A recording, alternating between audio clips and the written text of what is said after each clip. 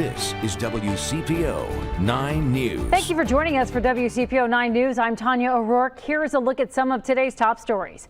One person is dead, 5 others are injured. This after a series of shootings in Cincinnati last night. To be clear, police don't know if any of these shootings are related, though here's a map right now of where those 6 separate shootings happened. A shooting victim arrived at Cincinnati Children's just before midnight. Police say 19-year-old Kyran Reese died. Police believe he and another person were shot on Craft Street. They believe a third person may have been shot on Derek Turnbow Avenue. The video in the top left corner of your screen is from a shooting that happened inside the McDonald's restaurant that was on East McMillan and Victory Parkway.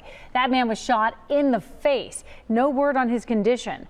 Around 9:30, officers were called to Forest Avenue, that is in Avondale, for a shooting where they found another victim. Then just before 11, a man was found shot on Vine Street. Police say a rider became the driver of a Metro bus today, taking that bus for a 15-mile drive. Someone stole the bus in Lincoln Heights while the driver stopped for a layover. They then drove it up to Mason. The Metro driver wasn't hurt. No one else was on the bus when it was taken. Police found it near Cloverwood and Acoma Drives. That's not far from Corwin-Nixon Park. Metro tells us that police do have a suspect in custody. We are working to confirm that. Mason City schools were put on a modified lockdown after learning the bus was found in Mason. It was lifted just after 2 this afternoon. Let's get a check of the forecast. Here is Raven Richard.